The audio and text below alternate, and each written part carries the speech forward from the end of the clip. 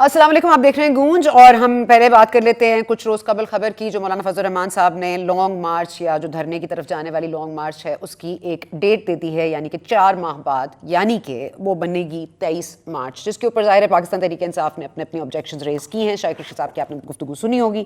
ساتھ ہی ساتھ ہم دیکھ رہے ہیں کہ ایک اور ڈیٹ آ گئی ہے، الیکشن کمیشن کو بھجوائی گئی ہے اسلام آباد ہائی کورٹ کی جانب سے، جو اس نے کہا گیا ہے کہ 60 دن کے اندر اندر الیکشن کمیشن فیصلہ کرے فیصل واوڈا صاحب کی دوہری شہریت کے معاملے کا. جو پچھلا آرڈر تھا، جو پچھلا اس پہ ورڈکٹ تھا، اسی کے اوپر عمل درآمد ہوا جائے اور 60 دن کے اندر اندر ان پر فیصلہ کیا جائے. یاد رہے کہ یہ اسٹے آرڈر لینے گئے تھے واوڈا صاحب سپریم کورٹ میں، اور ایک بار پھر سے سپریم کورٹ ایک بار پھر گئے تھے، یہ پہلے بھی جا چکے ہیں. تو سپریم کورٹ نے اس بار جو اسلام آباد ہائی کورٹ ہے انہوں نے کہہ دیا ہے کہ الیکشن کمیشن کو ڈائریکشن دے دی ہے کہ 60 دن کے اندر اندر کی دوہری شہریت کا معاملہ حل کریں. دوسری طرف ہم دیکھ رہے ہیں گرین لائن کا ایک علامتی جو افتتاح ہے وہ آج پاکستان مسلم لیگ نواز نے کیا ہے کراچی میں، اور یہاں پر ہم نے دیکھا کہ رینجرز کے ساتھ ان کی تھوڑی سی ہاتھ پائی بھی ہوئی، جس میں احسن اقبال صاحب کا ہاتھ بھی زخمی ہو گیا، جس کے اوپر شہباز شریف صاحب نے کہا ہے کہ رینجرز کو خان صاحب نے کہا کہ اس طرح سے کریں. اور کیا فرما رہے تھے احسن اقبال صاحب، ذرا سن لیتے ہیں. دیکھیے، ہم نے آج علامتی افتتاح اس لیے کیا ہے کہ جو اس کے جائز حقداران ہیں وہ اس کا افتتاح کریں، اور جو اس منصوبے کے ناجائز حقداران ہیں وہ کل آ کے اس پہ جھوٹے فیتے کاٹیں گے اور جھوٹا کریڈٹ لیں گے. میں نے تو آپ سے کہا ہے کہ یہ عمران نیازی سے کوئی پوچھے کہ کس منہ کے ساتھ اس کا افتتاح کرنے آ رہے ہو. تم تو میٹرو بس کو جنگلہ بس کہتے تھے، تم تو جی، جہاں پر یہ استفسار کیا جا رہا ہے احسن اقبال صاحب کی طرف سے کہ کس منہ کے ساتھ آ رہے ہیں خان صاحب، تو وہیں پر آئینے کی بات کی ہے مرتضیٰ وہاب صاحب نے. انہوں نے کیا فرمایا، آپ وہ بھی سن لیجئے. یہ سلیکٹڈ ہے، ان کو پتہ ہے ان کو آپ کے پاس نہیں آنا، ان کو پتہ ہے ان کے پاس وہ ای وی ایم شی وی ایم ہے اپنی منورنگ کرنے کے لیے. آپ کہہ رہی ہیں شادیہ بی بی کس طریقے سے یہ جلسوں سے خطاب کرتے ہیں. خالی کرسیوں سے خطاب کرنا تو کوئی بڑی بات ہے نہیں، کیونکہ عوام تو آتی نہیں، کیونکہ اگر عوام آئے گی تو آپ کو پتہ ہے ان کے ساتھ کیا حال کرے گی. میں گزارش یہ کرنا چاہوں گا کہ اگر کوئی شخص جس کی ایکسیس ہے وزیر اعظم کو، ایک آئینہ ان کو لا کے دے دے، بس ایک آئینہ. وہ کہتے ہیں نا اردو میں محاورہ آئینہ دکھا دیا. آئینے کی بات کریں مرتضیٰ وہاب صاحب، تو اس طرح ہم دیکھ رہے ہیں کہ کس طرح نون لیگ جو ہے کراچی میں اس وقت اپنی جو پوزیشن ہے شاید اس کو مستحکم کرنے کی کوشش کر رہی ہے. پہلے ہم نے دیکھا کہ روابط ہوئے فاروق ستار صاحب سے، مصطفیٰ کمال صاحب سے، اب کراچی میں جا کے گرین لائن بس کا علامتی افتتاح بھی کر دیا ہے. اور کل یاد رہے کہ خان صاحب نے یہاں پر آ کے افتتاح کرنا تھا، مگر نون لیگ کا کہنا ہے کہ 3 سال سے ہماری کاموں پہ تختیاں لگا رہے ہیں خان صاحب، اس بار یہ نہیں چلے گا. تو جس طرح سے ہم نے دیکھا ہے آج جو ہاتھا پائی والا معاملہ ہوا رینجرز والا بھی، تو یہی لگتا ہے کہ شاید وہی کرنسی جس میں شاید پاکستان تحریک انصاف کھیلتی ہے، جو وائلنس کی تھوڑی بہت ایک شدید لہر نظر آتی ہے کہیں کہیں، اسی طرح سے نون لیگ بھی میدان میں اتر آئی ہے. لیکن دوسری طرف اگر ہم دیکھیں کہ استعفوں کے معاملے میں نون لیگ نے ذرا بیک ٹریکنگ کی ہے، کہہ رہے ہیں کہ اب وہ وہیں کھڑی ہے جہاں پاکستان پیپلز پارٹی شاید سال ڈیڑھ پہلے کھڑی تھی، کہ اب وہ بھی استعفے دینے کے لیے نہیں رضامند، بلکہ کہہ رہے ہیں کہ ہمیں اپنے نمبرز کو مضبوط کرنا ہے اور ہمیں جو ہے اس طرح سے آگے چیزوں کو لے کر چلنا ہے، اور ہمیں اس بات کا بھی اندازہ لگانا ہے کہ یہ کس طرح سے معاملہ جو ہے آگے بڑھے گا. اس پر ہم مزید بات کر لیں گے. ہمارے ساتھ موجود ہے جی ہمایوں اختر صاحب پاکستان تحریک انصاف سے، صدیق الفاروق صاحب مسلم لیگ نواز سے، اور قمر زمان کائرہ صاحب ہمیں جوائن کریں گے پیپلز پارٹی سے. ہمایوں صاحب میں آپ کے اوپر آؤں گی سب سے پہلے، کیونکہ ہیپننگ چیز ابھی آف دی آور یہی ہے کہ جو فیصل واوڈا صاحب والا معاملہ ہے، وہ گئے تو اسٹے آرڈر لینے تھے اسلام آباد ہائی کورٹ سے، لیکن وہاں پر 60 دن کے اندر اندر ان کے فیصلے کی بات ہو گئی ہے. اب یہ ایم این اے تو نہیں رہے، آپ سینیٹر بنانے کی اس میں تھے، اس میں آپ فالو کر رہے تھے ان کو سینیٹر بنانے کے لیے. تو اب کیا کیا جائے گا، آپ کیا سمجھتے ہیں، کیا فیصلہ آئے گا الیکشن کمیشن کے حوالے سے؟ اس میں ذرا ڈسٹربنس ہے. آئی ڈونٹ نو فیصل واڈا کا آج کیا ہوا ہے جی اسلام آباد ہائی کورٹ؟ جی اسلام آباد ہائی کورٹ میں وہ گئے تھے ایک بار پھر اسٹے آرڈر لینے کے لیے، جو دوہری شہریت کا معاملہ تھا الیکشن کمیشن میں جو کیس چل رہا تھا، وہ اس کے خلاف اسلام آباد ہائی کورٹ میں گئے تھے اسٹے لینے کے لیے ایک بار پھر. وہاں پہ اسلام آباد ہائی کورٹ نے 60 دن کا ٹائم دے دیا الیکشن کمیشن کو کہ آپ اس کا دوہری شہریت والا معاملہ جو ہمارا پرانا ورڈکٹ تھا اس پر عمل درآمد کریں، یعنی کہ 14 جنوری تک یہ معاملہ کو سارٹ کیا جائے. اچھا، یہ بہت ہی لیگل اور ٹیکنیکل معاملہ ہے جو مجھے یاد پڑتا ہے فیصل کا. اس میں آئی تھنک جب الیکشن ہوا تھا اس وقت جب انہوں نے ایکچوئل پیپر سائن کیے تھے اس وقت انہوں نے اپلائی کیا ہوا تھا اپنی شہریت ختم کرنے کے لیے، لیکن وہ سرٹیفکیٹ نہیں آیا تھا. As far as he was concerned وہ انہوں نے اپنی شہریت ختم کر دی تھی. یہ کچھ ٹیکنیکلٹی ہے، تو یہ تو بہت ہی لیگل معاملہ ہے. آئی ڈونٹ نو کہ اس میں عدالت کیا فیصلہ کرے گی، میرا کچھ کہنا. اچھا ہمایوں صاحب، آپ نے دیکھا ہوگا کہ آج نون لیگ کے رہنما پہنچے کراچی، انہوں نے گرین لائن کا افتتاح کر دیا اور انہوں نے کہا کہ ہم نے ایک ایک پیسہ لگایا ہے، ہماری انویسٹمنٹ ہے، ہم ہی کو اس کا پھل ملنا چاہیے، ہم ہی اس کے افتتاح کریں گے. اور کل خان صاحب نے کراچی آنا ہے جی، وہاں پہ سی ایم صاحب کہہ رہے ہیں مجھے کوئی ڈی ایم نہیں آیا، ان کی طرف سے کوئی ڈائریکٹ میسج نہیں آیا کہ وہ آ رہے ہیں کہ نہیں، لیکن گورنر صاحب کو پتہ ہے یہ معاملات بھی ہیں. تو آپ کیا کہیں گے کہ خان صاحب کل افتتاح کریں گے اس چیز کا جس کا آج علامتی افتتاح ہو چکا ہے؟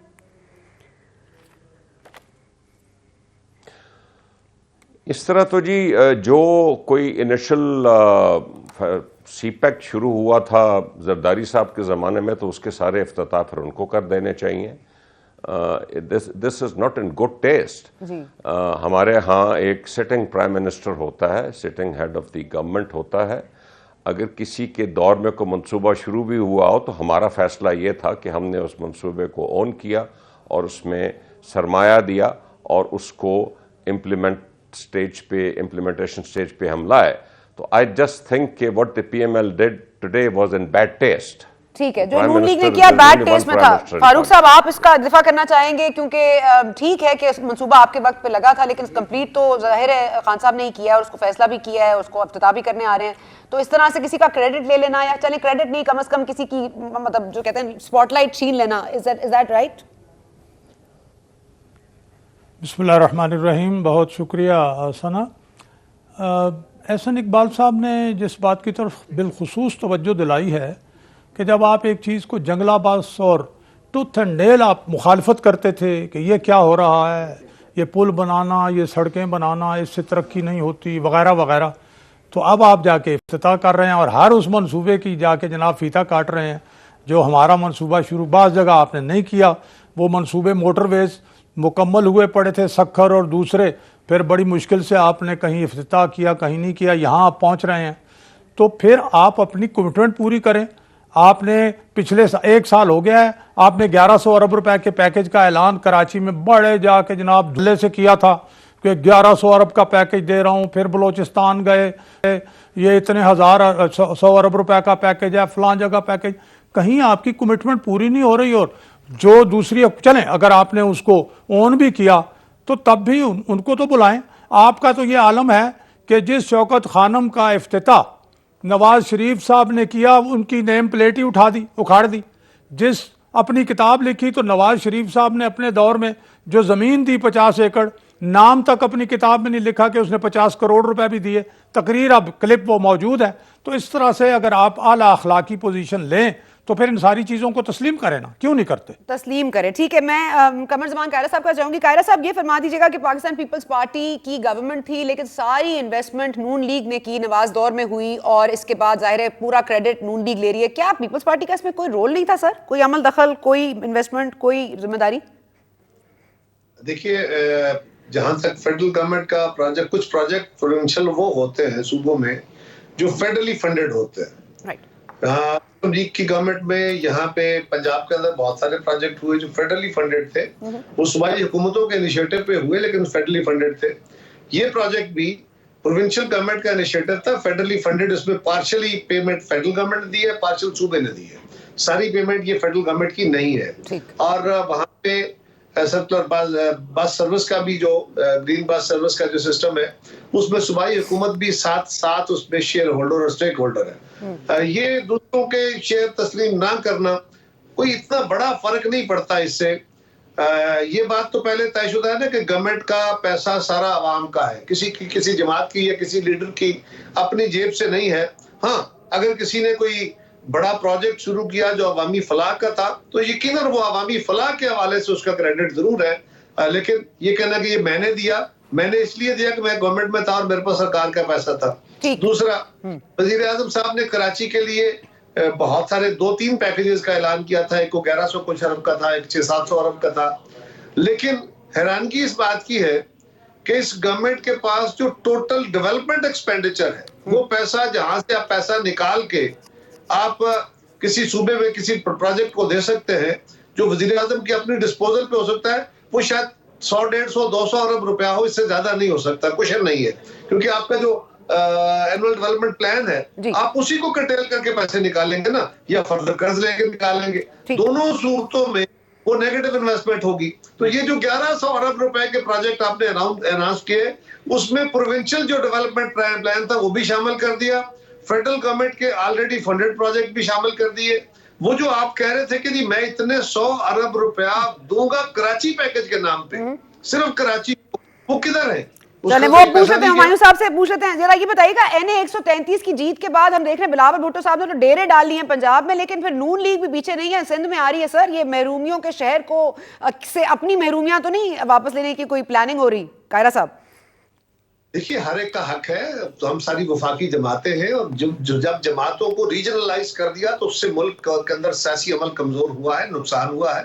سب کو سندھ میں بھی جانا چاہیے، پنجاب میں بھی آنا چاہیے، ہر جگہ پہ جانا چاہیے، اور اپنی جا کے لوگوں کے سامنے جو اپنی سٹوری ہے آپ لوگوں کے سامنے بیان کریں کہ آپ کے پاس کیا ہے، آپ ماضی میں حکمران رہے تو آپ نے کیا کیا ہے، طرز حکومت آپ کا کیا رہا ہے، پاکستان کے وفاق کو مضبوط کرنے کے لیے، اس ملک کے مزدوروں، کسانوں، نوجوانوں، ان کو بہتر کرنے کے لیے آپ نے کیا کیا، ملک کے دفاع کے لیے کیا کیا. یہ داستان تو ساری کھلی پڑی ہے.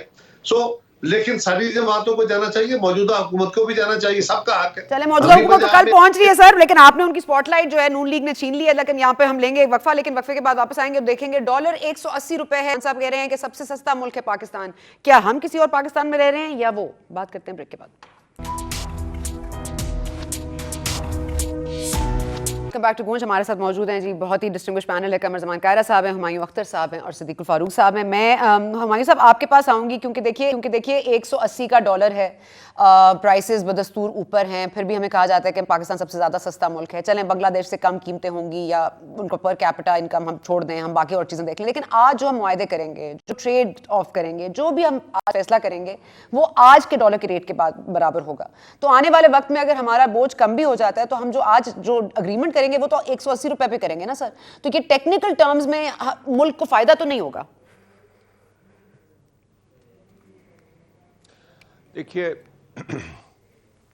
ملک کی کرنسی اگر اکنامک بیسس پہ ڈی ویلیو ہونی چاہیے تو وہ جو ملک کی انفلیشن ہے ایز کمپیئر ٹو آپ کی ٹریڈنگ پارٹنرز کی انفلیشن، اس کے مطابق کرنسی موو کرتی ہے. عرصہ دراز سے ہمارے ملک میں سم ہاؤ جو فائنانس منسٹرز ہوتے ہیں وہ سمجھتے ہیں کہ وہ صرف کیش فلوز دیکھتے ہیں، کیش فلو آ رہا ہے، انفلیشن کو مد نظر نہیں رکھتے، وہ کرنسی کو اوور ویلیو رکھتے ہیں. اس وقت آبویسلی کیونکہ ہماری تیل کی ساری اشیاء اور کھانے پینے کی بہت سی اشیاء، آپ کو حیرانی ہوگی، ہم ایگریکلچر ملک ہیں، اور آپ کے دادا تو میرے خیال ایگریکلچر کے منسٹر رہ چکے ہیں شاید. تو پاکستان ایگریکلچر ملک ہے، لیکن بہت بڑی مقدار میں ہم باہر سے چیزیں، دالیں تک امپورٹ کرتے ہیں باہر سے. تو جتنی کرنسی ڈی ویلیو ہوگی وہ تو چیزیں مہنگی ہوں گی، لیکن ایکسپورٹس میں فائدہ ہوتا ہے. اب آپ نے دیکھا کہ باقی چیزیں تو جو آپ پاکستان کی ایکسپورٹ سڈنلی بڑی تیزی سے چڑھنا شروع ہو گئی ہیں، اس میں فائدہ ہوتا ہے آپ کو، کیونکہ آپ کو جو چیز ڈالر میں آپ بیچتے ہیں اس کی پاکستان میں رقم زیادہ ملتی ہے اور آپ کی چیز کمپیریٹیو بھی ہو جاتی ہے. سو آئی پرسنلی فیل جی، میں آپ کو سچی بات کروں گا، میرے خیال میں یہ جو ہمارا ایک آئی ایم ایف پروگرام کے اندر رہتے ہوئے پچھلے بجٹ میں جو ہم ہائی گروتھ کی طرف ایک دم گئے اور ہم نے اچیو کی ہے، ہم نیگیٹو سے 4% تک پہنچے ہیں.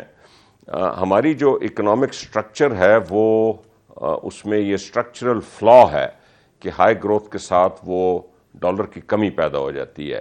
اور اب آپ نے دیکھا کہ جب وہ پروگرام رینیو ہوا تو اس میں ریسٹرکشنز بڑھ گئی ہیں. یہ فیصلہ تھا اس وقت ہائی گروتھ کی طرف جانے کا. آئی پرسنلی تھنک کہ ابھی جو آئی ایم ایف کی کنڈیشنز آئی ہیں اس میں پرابیبلی گروتھ ہمیں وہ حاصل نہیں ہوگی جو پہلے ایکسپیکٹڈ تھی. مطلب انفلیشن کا دور ابھی رہے گا. ہاں سر ہمایوں صاحب, ان بیسک ٹرمز ابھی انفلیشن ابھی اور مزید بڑھے گی, مطلب اور ڈالر جو ہم شوکت ترین صاحب کہہ رہے تھے کہ ڈالر I think میں ایک چیز اور جواب دے دوں. جی ایک منٹ ہمایوں صاحب کی بات ختم. ہاں جی انفلیشن میں ایک جواب. انفلیشن یہ جو obviously دیکھیے یہ جو کموڈٹی پرائسز دنیا میں چڑھی ہوئی ہیں, یہ کووڈ کی وجہ سے جو لاجسٹیکل پرابلمس ہیں وہ میرے خیال دور ہو جائیں گی, یہ قیمتیں نیچے آ جائیں گی. تیل کی قیمت جو چڑھی ہوئی ہے میرے خیال میں تیل کی قیمت نیچے آئے گی, یہ سپلائی اگر آل پروڈیوسنگ نیشن نے بہتر کیا نیچے آ جائے گی. میں نہیں سمجھتا کہ یہ جو انفلیشنری سائیکل کرنٹ ہے اس میں کوئی پرماننسی ہے, یہ بہتر ہو جائے گی. ٹھیک ہے بہتر ہو جائے گی. اوکے سر, آپ اگری نہیں کرتے فاروق صاحب؟ جی میں عرض کرتا ہوں, بہت سی چیزوں سے ایگری کرتے ہوئے میں پہلے کہوں گا کہ پی ٹی آئی کے دور حکومت میں ڈالر کی شرح کیوں بڑھی ہے, یعنی روپیہ کیوں گرا ہے. انہوں نے آتے ہی امپورٹس تقریباً بند کی, یعنی بیلنس ٹریڈ جو ہے نا جی وہ کرنٹ ڈیفیسٹ کم کرنے کے لیے اور برابر کرنے کے لیے امپورٹس کم کر دیں, بجلی کی لوڈ شیڈنگ ہونی شروع ہو گئی وغیرہ. نمبر 1. نمبر 2, سی پیک بند کیا, منصوبے بند ہو گئے. نمبر 3, نیب کو لگا دیا پیچھے تاجروں صنعت کاروں کے, لوگ سرمایہ نکال کے باہر لے جانے لگے, اور ظاہر ہے جب وہ سرمایہ نکالتے ہیں تو وہ پھر مارکیٹ سے ڈالر خرید کے باہر جاتے ہیں. اسی طرح سے افغانستان میں ڈالر سمگل ہو کے گیا یہاں سے, اور بہت سے لوگوں نے خریدا, اور فیصل واوڈا جیسے ان کے وزیروں نے کہہ دیا کہ 200 روپے تک ڈالر پہنچے گا, پھر اور لوگوں نے بھی خریدا. پھر سیاسی عدم استحکام ان سب سے بڑی وجہ ہوتی ہے کہ پتہ نہیں یہ حکومت رہتی ہے نہیں رہتی, پتہ نہیں آج کیا ہے کل کیا پالیسی ہے. ان کی پالیسیوں میں نہ استحکام تھا نہ تسلسل, کچھ نہیں تھا. اس سب نے معیشت کو برباد کر کے رکھ دیا, اور پھر انہوں نے ایک وزیر خزانہ, پھر دوسرا, تیسرا, چوتھا, 6 ٹیمیں بدلا دیں. ان کی وجہ سے بھی ان کی جناب علی وہ ہو گئی خرابی کی. ہر طرف یہ میسج گیا کہ ان سے تو کچھ نہیں سنبھلتا, لہٰذا بھائی ڈالر قابو کرو. اب پیداوار کا معاملہ جو انہوں نے خود کہہ دیا کہ وہ استعفے بھیجے حکومت کو گھر لے آئے, نو کانفیڈنس لاتے بھی نہیں ہیں, باتیں بھی آپ لوگ ایک ہی بات کو بار بار کرتے ہیں لیکن کرتے کچھ نہیں, اس کو تبدیل نہیں کرتے. تبدیلی کو تبدیل کر لیں. استعفیٰ دے رہی ہیں؟ نہیں میں آپ سے کہہ رہی ہوں آپ استعفیٰ دے دیں سر. آپ استعفیٰ دے رہی ہیں؟ نہیں سر میں کیوں دوں گی, آپ میں تو میرا استعفیٰ لے لیں آپ. اچھا آپ کا لے لوں, آپ کا لے لوں سر, باقی لوگوں کا کیا ہوگا. اچھا میں قاہرہ صاحب آپ کے پاس آتی ہوں کیونکہ یہ مجھے لگتا ہے آج پاکستان مسلم لیگ وہیں کھڑی ہے جہاں کہیں آپ سال پہلے آپ کھڑے تھے جب آپ کہہ رہے تھے کہ نو کانفیڈنس کے اوپر ہم زور دیں اور ہم جو قانونی طریقہ ہے جو آئینی طریقہ ہے اس کے اوپر جائیں, استعفے کی بات نہ کریں. اب یہ کہہ رہے ہیں, یہ کیا چینج, ایسا کیسے چینج ہو گیا؟ ایک تو جی پہلی گزارش ہے, جو پہلی بات ہم کر رہے تھے نا ڈالرز کی فلائٹ کی, جی سر.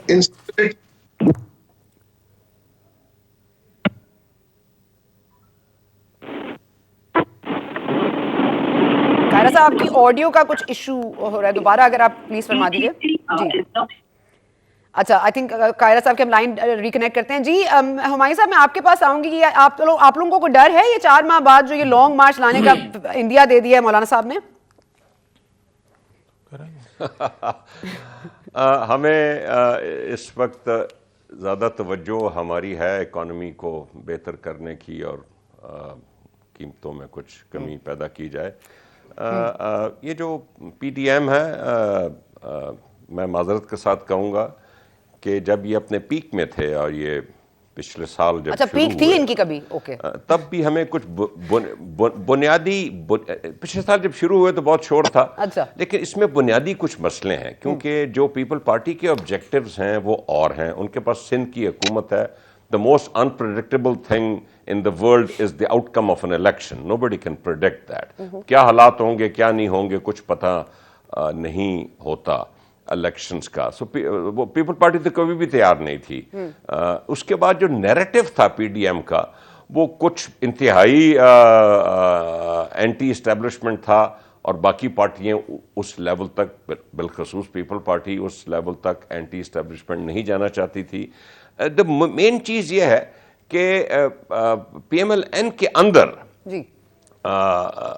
دیکھیے میں ہر کسی کا بہت احترام کرتا ہوں, لیکن واضح ہے کہ پی ایم ایل این کے اندر ایک پاور سٹرگل جاری ہے, اور اس سے نقصان پہنچتا ہے. سو پی ایم ایل این کا صرف پی ڈی ایم سے مسائل نہیں ہے یا پیپل پارٹی کے مسائل نہیں ہے, پی ایم ایل این کے اندر. سو آئی پرسنلی اور ہماری پارٹی اس وقت یہ پی ڈی ایم کی جو تھریٹ ہے پولیٹیکل, اس سے کوئی زیادہ پریشان نہیں. ٹھیک ہے, آپ پریشان بالکل نہیں ہیں. اوکے سر, میں قاہرہ صاحب بیک ٹو یو. ایک تو اینٹی اسٹیبلشمنٹ آپ نہیں جانا چاہتے تھے, کیوں نہیں جانا چاہتے تھے؟ اور اینٹی اسٹیبلشمنٹ کی بات تھی یا صرف جمہوریت کو بحالی کی بات تھی؟ کیونکہ پاکستان ڈیموکریٹک موومنٹ کا تو کام یہی تھا. اور آپ ڈالر پہ بھی کچھ کہنا چاہ رہے تھے. جی سر. ڈالر پہ تو صرف اتنی بات کرنا چاہتا تھا میں کہ ڈالر اگر آپ اس کی پرائسز فکس نہیں رہا.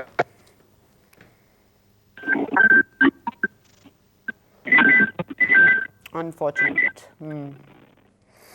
چلیں ایک وقفہ لیتے ہیں, قاہرہ صاحب کی بھی آڈیو فکس کرتے ہیں, اس کے بعد واپس آتے ہیں. قاہرہ صاحب کی بات اہم ہوگی, ہم کریں گے. پھر کے بعد ہمارے ساتھ رہیے گا.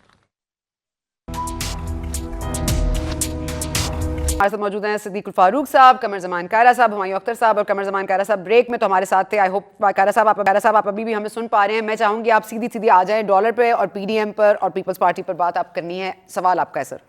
ڈالر پہ میں نے بات کر لی. جی میرا خیال یہ ہے کہ گورنمنٹ کے کئی جگہوں پہ ہاتھ بندھے ہوتے ہیں, لیکن بہت سارے کام آپ نے اپنے ملک کے اور لوگوں کی پرچیزنگ پاور کو دیکھتے ہوئے, ان کی کیپیسٹی کو دیکھتے ہوئے, اپنے ملک کے ان امپلائمنٹ کو دیکھتے ہوئے فیصلے کرنے ہوتے ہیں. اگر آپ بہت سارے فیصلے اور بہت ساری جو کنڈیشنلٹیز ہیں وہ ایک دم ہی انفورس کر دیں گے تو اس کے اپنے نقصانات ہیں. اور ڈالر کا ریٹ بڑھانے کے ایک فلسفی ہے کہ ڈالر اپریشیٹ ہوا, پاک روپیز ڈپریشیٹ کرنا ضروری تھا, اس سے اکانومی میں بہتری آئے گی. تو دوسری طرف اکانومی میں بہتری اس طرح نہیں آئے گی کہ آپ کے قرضے بڑھ جائیں گے, ری پیمنٹ آپ کو زیادہ کرنی پڑے گی, اور آپ کے پاس پیسہ نہیں ہوگا تو آپ نئے ٹیکس لگائیں گے. سو یہ ایک وشیس سائیکل ہے جسے نکلنا آسان کام نہیں. لیکن میں پی ڈی ایم کی بات کر رہا تھا کہ پی ڈی ایم میں ہم تو پی ڈی ایم کا حصہ تھے. جب تک ہم پی ڈی ایم میں تھے ہم نے بڑی مشکل سے اپنے دوستوں کو اس بات پر راضی کیا کہ ہمیں بائی الیکشن میں جانا چاہیے. وہ تو بائی الیکشن کا بائی کاٹ کرنا چاہتے تھے. ہم نے بائی الیکشن لڑ کے حکومت کو ہلا کے رکھ دیا. پھر ہم نے بڑی مشکل سے کنونس کیا کہ ہمیں سینٹ کا الیکشن لڑنا چاہیے. وہ کہتے تھے کہ نہیں, سینٹ کا الیکشن بلاک کرنا چاہیے. ہم نے کہا نہیں ہوگا, بلکہ اس پہ ڈائلاگ ہوا. ہم نے گزارش کی کہ جناب اگر ہم استعفے دے بھی دیتے ہیں اور پی ٹی آئی ہمارے استعفے لے کے رکھ دے گی تو پھر کیا ہوگا؟ تو مسلم لیگ کی قیادت نے کہا جی یہ کیسے ہو سکتا ہے؟ میں نے کہا جی جس طرح آپ کرتے رہے, آپ نے بھی تو پی ٹی آئی کے استعفے لے کے رکھے نا 6-8 مہینے, وہ بھی کرتے. تو ہم وہ بھی جیتے, اور اس کا نتیجہ کیا نکلا کہ وزیر اعظم کو اعتماد کا ووٹ لینا پڑا. اسی فلو میں, اسی صورتحال میں جب حکومت لرز رہی تھی اور وزیر اعظم صاحب کو اعتماد کا ووٹ لینا پڑ گیا تھا اپنے لوگوں کا اعتماد بحال کرنے کے لیے, اسی فلو میں اگر ہم پنجاب کے اندر وہ عدم اعتماد کی موو کرتے, لوگ ان کانٹیکٹ تھے, اور اس کے بعد یہ ہمایوں اختر جو جہانگیر ترین صاحب کا اور باقی لوگوں کے گروپ آئے ہوئے اس کے بعد آئے, تو یہ بڑا آسان کام تھا. اب ہمارا موقف یہ تھا اس پہ شاید اور پھر ایک تلخی ہو گئی شاید خاقان صاحب کے ایک غیر ذمہ دارانہ طرز عمل نے ہمیں مجبور کر دیا, اے این پی کو بھی مجبور کر دیا کہ ہم اس سے باہر نکلے. لیکن سنا آج بھی ہم سمجھتے ہیں کیوں انڈسٹریز کے اندر سے ایک نئی حکومت بنانی چاہیے. اگر ہمارا موقف آج بھی واضح ہے, اگر ہم فوری طور پہ کوئی ایسا عمل وہ استعفے دینا ہے یا کوئی اور عمل, جمہوریت عمل, اگر ہم وہ کریں, ہمارے سامنے کہا نا ہم استعفے نہیں دینا چاہتے تھے, ہم یہ استعفے دینے کا ایشو نہیں ہے. ایشو بنیادی طور پہ یہ تھا کہ اگر ہم استعفے دے دیتے ہیں اور فوری طور پہ نئے الیکشن آ جاتے ہیں, فرض کریں نئے الیکشن آ گئے, تو اسی سیٹ اپ سے, اسی قانون کے تحت, اسی ضابطۂ کار کے تحت دوبارہ الیکشن ہو جائے گا. تو پھر الیکشن میں کیا ہوگا جو پچھلے الیکشن میں ہوا؟ تو پھر ہم نئے الیکشن کو کہیں گے کہ یہ دھاندلی زدہ ہے. آج پھر آپ نے دیکھ لیا جو صورتحال پڑی ہے. سو اگر ہمارا موقف یہ تھا کہ ان اسمبلی سے ایک نئی حکومت تشکیل دی جائے, اس کو حکومت کو بھیج کے, اور وہ حکومت الیکشن لاز کو کنسنسس کے ساتھ, ان کی طرح نہیں کہ آرڈیننس کے ذریعے اور جوائنٹ سیٹنگ میں بھی ایک ووٹ کم ہوتے ہوئے بھی آپ کہیں کہ ہم نے ووٹ پاس کر لیا, اس طرح نہیں, بلکہ کنسنسس کے ساتھ ساری مشاورت کے بعد آپ ایک ایسا قانون بنائیں جس سے فری الیکشن ہو سکے. تو تب ایک الیکشن میں جائیں, اور ملک کو اس عذاب سے نکالنے کے لیے ایک فیئر اینڈ فری الیکشن کی ہی ضرورت ہے, اور کوئی وے فارورڈ نہیں ہے. اچھا, فری الیکشن کی بات, قاہرہ صاحب مجھے ایک بات بتا دیجیے گا, کیونکہ یہ ہم جو دیکھ رہے ہیں کہ یہ تضاد کی بار بار بات کی جاتی ہے. میں چاہوں گی صدیق الفاروق صاحب اس کا رسپونڈ کریں, لیکن پہلے میں آپ کا رسپانس چاہوں گی کہ آپ کو واقعی لگتا ہے کہ تضاد ہے پاکستان مسلم لیگ نواز میں؟ آپ کو نہیں لگتا یہ تضاد بھی انٹینشنل ہے؟ نہیں میرے پاس کوئی ایسی ثبوت نہیں ہے، لیکن یہ بات بہرحال ہے کہ مسلم لیگ کے اندر اچھا کوئی اچنبے کی بات بھی نہیں ہے، بہت ساری جماعتوں کے اندر ہوتا ہے. دیکھنا یہ ہے کہ الٹیمیٹلی ایک نیریٹو باہر آنا چاہیے. اندر بہت ایسے ہماری جماعت کے اندر بھی ہوتے ہیں، ہم بھی بہت ساری چیزوں کے اوپر فار اینڈ اگینسٹ ڈیبیٹ کرتے ہیں اور بڑی تلخ ڈیبیٹ ہوتی ہے، بڑی شارپ ڈیبیٹ ہوتی ہے بعض اوقات. لیکن جب ہم باہر آ کے بات کریں گے تو پھر ایک بات ہوگی. ہماری جماعت کے کسی فرد کی طرف سے آپ کو دو باتیں نظر نہیں آئیں گی. مسلم لیگ کا یہ بیانیہ جو اس کے اندر تھا وہ جو ایک جمہوریت ہے اس میں کوئی شک والی بات نہیں، لیکن اگر وہ پبلک کا ہو جائے گا، اگر وہ کھل کے سامنے آ جائے گا اور کھل کے لوگ ایک طرف والے یا ایک ڈیوائڈ کے ایک طرف والے لوگ جو ہے وہ بڑا ہارڈ لائن لے کے باتیں کر رہے ہیں اور ڈیوائڈ کے دوسری طرف والے سینئر ترین لوگ جو ہیں وہ مشاورت کی اور مفاہمت کی باتیں کر رہے ہیں، بہرحال مخالفوں کو باتیں کرنے کا موقع ملتا ہے. ٹھیک ہے. میں آتی ہوں فاروق صاحب، آپ ذرا کوئکلی اگر بتا دیں 4 مہینے کے بعد کی ڈیٹ دینے کی تو کیا بنتی تھی؟ مطلب آپ لوگ بہت دنوں سے میٹنگز ہو رہی تھی، اسٹیئرنگ کمیٹی کی میٹنگ ہو رہی تھی، پی ڈی ایم کی میٹنگ ہو رہی تھی، تمام تر میٹنگز کے بعد آپ لوگ بعد میں یہ فیصلہ کر رہے تھے، لیکن اب سے 4 مہینے بعد کی ڈیٹ دینے کا مقصد کیا تھا؟ کہ 4 مہینے کے لیے ہمیں مطلب کچھ پتا ہو کہ ہم کس کے پیچھے بھاگ رہے ہیں، یا ٹرک کی بتی کے پیچھے لگانا تھا کیا؟ دیکھیے میں 4 مہینے کا بھی جواب دیتا ہوں. ایک فوری طور پر جو ہمایوں اختر صاحب نے کہا کہ اب ہم معیشت کی طرف توجہ دے رہے ہیں. آج بجلی 4.25 روپے یونٹ مہنگی ہو گئی ہے. پیٹرول جو ہے وہ 4 کرتے 20 روپے لیٹر، 30 روپے لیٹر وہ مہنگا ہو جائے گا. وہ ڈی اے پی کی جو اب آ جائیں زراعت کی طرف. زراعت جو ہے وہ ایک بڑا سیکٹر ہے، اس میں ڈی اے پی جو 3500 کی تھی وہ 9 سے 10 ہزار روپے کی مل رہی ہے بوری. یوریا کا یہی حال ہے، دگنی تگنی قیمت ہے. ڈیزل کی قیمت آپ دیکھ لیجئے گا. تمام ان پٹس جو ہیں ان کی قیمتیں آپ دیکھ لیں، پھر آپ کو پتہ چلے گا کہ جو تجارت اتنا بڑا شعبہ ہے جو معیشت کا، اس کو کس طرح برباد کیا گیا ہے اور برباد مزید ہوگا. دوسرا بہت بڑا شعبہ ہے تعمیرات. سریا جو ہے وہ 1,10,000 سے تقریباً 2 لاکھ روپے ٹن پہ پہنچ گیا ہے. اینٹ جو 10 روپے کی تھی وہ 15 روپے کی ہو گئی ہے. اسی طرح سے آپ سیمنٹ جو 500 روپے بوری تھا وہ 700 روپے کی ہو گیا. اب اس میں اور زمین کی قیمتیں بھی دگنی تگنی ہو گئی ہیں. اب اس میں جناب تعمیراتی شعبہ بھی ٹھپ ہو گیا. معیشت کہاں سے ترقی کرے گی؟ اب آ جائیے اس بات پر جو آپ نے کہا. میں یہ عرض کروں گا کہ بالکل قمرالزمان کائرہ صاحب نے بھی خوبصورت بات کی کہ پارٹیوں کے اندر اختلاف رائے، مختلف آراء ہوتی ہیں، ڈسکشن ہوتی ہے پارٹیوں کے اندر بیٹھے ہوئے، اور پھر ایک نقطہ نظر لے کے باہر آتے ہیں. ہماری پارٹی میں بھی جو فیصلہ بنیادی طور پر اگرچہ کچھ لوگوں نے بے احتیاطی سے کام لیا، لیکن فیصلہ تو وہی ہے جو پھر مجموعی طور پر ایک فیصلہ ہوا اور اسی پر ہم چل رہے ہیں. ابھی جو آپ نے کہا کہ یہ جو 4 مہینے، یہ دسمبر تقریباً سمجھے آپ کہ گزرنے والا ہے اور 3.5 مہینے سر ابھی تو 23 بھی نہیں آئی اس دسمبر میں ایک تو یہ منی بجٹ لا رہے ہیں آئی ایم ایف کے کہنے پر. تھوڑا سا سن لیجیے. آئی ایم ایف کے کہنے پہ 200 ارب ڈالر کا 200 ارب روپے کا جناب ڈیولپمنٹ بجٹ کم کریں گے. یہ اتنے ارب روپے جو ہیں سینکڑوں ارب روپے کے ٹیکسز لگائیں گے. یہ منی بجٹ آئے گا، یہ ساری چیزیں ہوں گی. اس کا امپیکٹ بھی آ لیں دینا، تاکہ کچھ تھوڑے سے لوگ، کچھ تو ان کو فرشتوں نے جناب اپنا خلائی مخلوق نے کامیاب کرایا، کچھ لوگوں نے جنہوں نے شوق تبدیلی کا ووٹ دیے ہیں، ذرا وہ کچھ اگر ان کا کچھ تھوڑا سا ابھی بھی چس انہیں آ رہی ہے تو ذرا زیادہ چس آ جائے نا کہ چس بڑی آئی ہے. ذرا دیکھ لیں مہینے 2 مہینے میں اس کا بھی یہ تو آپ بدلہ لینے والی بات کر رہے ہیں فاروق صاحب. عوام کی بھلائی کا سوچیں آپ، اس طرح تو نہ. چلیں ٹھیک ہے، میں آپ کو بتاؤں گی اختر صاحب عوام کی بھلائی کا اس لیے جی میں اختر صاحب کا چلیے ایک جملہ اور سن لیجیے میرا. جی سر.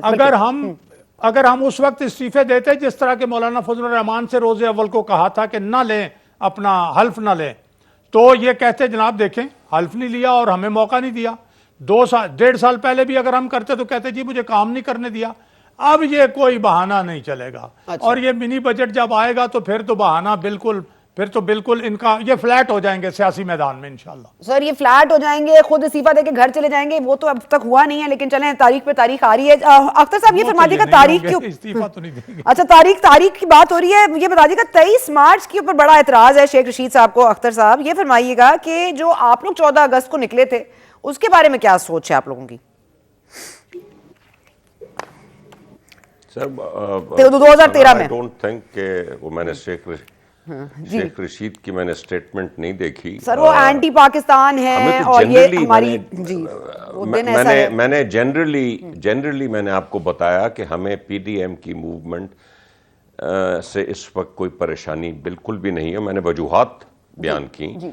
सो जहाँ तक मेरा ताल्लुक है, या 23 मार्च क्योंकि एक रिपब्लिक डे है, एक पाकिस्तान का अहम दिन है, I think again I would use the word it's not in good taste कि 23 मार्च को आप एक एहतजाजी मूवमेंट करें। आप 14th August was also not in good taste ना अख्तर साहब। इसकी कोई सेंस नहीं बनती, लेकिन मैं नहीं समझता कि शेख रशीद साहब को कोई परेशानी है इस मामले में। हाँ, वो दिन की बात उन्होंने की है। जी कायरा साहब मैं आपके पास आऊंगी, ये बता दी का 14 अगस्त को क्या परेशानी है जी? अच्छा हाँ सर, क्या आप क्या कह रहे हैं फारूक साहब, क्या किसको वन मैन पार्टी है? अच्छा वन मैन पार्टी। मैंने कहा शेख रशीद को लेकिन सर वो कह रहे हैं खान साहब को घबराना नहीं है, रेलवे उनसे नहीं चली तो उनको वजीर दाखिला बना दिया गया। चलें सर, ओके ठीक है, क्या बात है? अच्छा कायरा वो साहब रेलवे की वजारत नहीं चली तो वजारत दाखिला दे दी गई। कायरा साहब 4 माह का इंतजार किस देंगे। लिए, तारीख किसके लिए, किसको बता रहे हैं, किसको सुना रहे हैं, आवाम को दे रहे हैं, किसी और को दे रहे हैं, किसी को टाइम दे रहे हैं, क्या कर रहे हैं सर? एक तो तारीख हमने दे रहे हैं। नहीं सर वो मैं उनकी बात करूं, आपकी राय में उन्होंने तारीख क्यों दी है 4 माह बाद की? मेरी दानिश में भी ये डेट टाइम ज्यादा लंबा है और लोग इस पे हक बजाने में ये सोचने पे कि वो कहते हैं ना मिट जाएगी मखलूक तो इंसाफ करोगे। हम अपनी सही तो करें ना, कोशिश तो करें। ये हमें ये मेरी दानिश में भी ये टाइम ज्यादा है। लेकिन एक बात याद रखिए, एक तरफ हुकूमत कह रही है हमें खतरा ही कोई नहीं, दूसरी तरफ कह रहे हैं ये डेट बड़ी गलत है। और अगर 23 मार्च रिपब्लिक डे है तो पीडीएम क्या करने जा रही है, अपोजिशन क्या डिमांड कर रही है? अपोजिशन इस मुल्क की फेडरेशन को मजबूत करने, इस मुल्क के जमहूरी निजाम को मुस्तहकम करने और आइन के तहत मुल्क को चलाने की बात करते हैं, उसके लिए एहतजाज कर रही है ना। तो ये तो 23 मार्च के ऐन मुताबिक है। और आपको याद होगा जब 14 अगस्त पे खान साहब ने जुलूस निकाला था और उस वक्त हमने कहा कि जी ये क्या कर रहे हैं आप, 14 अगस्त को आप जुलूस, तो उन्होंने कहा था कि जी पाकिस्तान जिस काम के लिए बना था हम तो उसको मजबूत करने निकल रहे हैं। आज 23 मार्च पे एतराज है। अच्छा तो आपको लगता है ये ठीक है, बात नहीं है। इन्होंने बहुत सारी बातें दौर में करते रहे, जब किसी और ने किया तो उस पर एतराज। बिल्कुल मैंने भी यही सवाल किया था साहब। जी सर, जी फारूक साहब। ये जो कायरा साहब ने फरमाया है कि मिट जाएगी मखलूक तो इंसाफ करोगे, तो मेरी कायरा साहब से भी दस्तबस्ता अपील होगी कि आप खुर्शीद शाह साहब जैसे जय्यद लीडर और जो पीपल्स पार्टी में ऐसे ऐसे प्यारे लीडर हैं इकट्ठे हों और आइए डायलॉग करते हैं, ताकि जरा 1 महीना पहले कर लें, मखलूक के मिटने से पहले ही हम फिर मिलजुल के सारे मार्च करें। मैं आपकी दावत को कबूल करता हूं, लेकिन एक बात याद रखिए, आप किसी अलायंस में हो, आप किसी जमहूरी इत्तेहाद में हो ना भी हो, हम अपोजिशन इकट्ठी है ना। हम शहबाज शरीफ साहब की क़यादत में असेंबली में मौजूद है, पार्लियामान में काम कर रहे हैं। पार्लियामेंट में असेंबली के बाहर फ्लोर पे अगर एतराज हुआ है तो जो शायद खाकान अब्बासी साहब ने गलत काम किया था, देखिए हर जमात की एक अपनी इज्जत और आना है। वो आप किसी शख्स को या किसी जमात को अगर जिच करेंगे तो उसका नतीजा अच्छा नहीं निकलेगा। उस पे उनको अपना किया हुआ अंडू करना चाहिए, उस पे माजरत करनी चाहिए और ANP को वापस ले। हम आपके साथ हैं, याद करें कोई एक मौका। अख्तर साहब वार्निंग बेल्स बज जानी चाहिए क्योंकि देखें दोनों साथ हो गए, बिल्कुल ठीक है। यहाँ पे सियासी पार्टियां सारी बराबर के भाई हैं और इनमें वाकई इनमें शोकाज वगैरह नहीं होना चाहिए था। ओके अख्तर साहब परेशान नहीं है, लेकिन आप लोग साथ हैं। ओके ग्रेट, परेशान करने के लिए तैयारी करें, पीडीएम भी कंसीडर करे। अगर आप पार्लियामेंट में इकट्ठे हैं तो बाहर भी इकट्ठे हो जाएं। ठीक है सर, इकट्ठे रहेंगे अब और एक दूसरे का मुकाबला भी करते रहेंगे, लेकिन यहाँ पे हमें लेना एक वक्फे के बाद वापस आते हैं। अगर हम डेट्स के ऊपर बात कर रहे हैं तो 23 मार्च बहुत दूर नहीं है, 4 माह हैं। लेकिन ये 4 माह किसके लिए हैं? हुकूमत क्या अपनी परफॉर्मेंस बेहतर करेगी या नून लीग अपने मुज़ाकरात या मसालहत से बाहर निकल के अवाम के लिए कुछ सोचेगी? और अगर वाकई नो कॉन्फ्रेंस लाना है और कानूनी और आइनी तरीका वज़ा करना है और उसी से प्राइम मिनिस्टर या इस हुकूमत को लपेटना है, तो उसके लिए पीपल्स पार्टी का साथ होना नागुज़ीर है। उसके लिए किस हद तक झुकेगी PMLN और किस हद तक पीपल्स पार्टी जनरस होगी, वो देखना पड़ेगा आने वाले वक्त में। But PTI is not concerned. लेकिन यहाँ में हर वक्त खत्म हो रहा है। We will see you tomorrow इंशाल्लाह।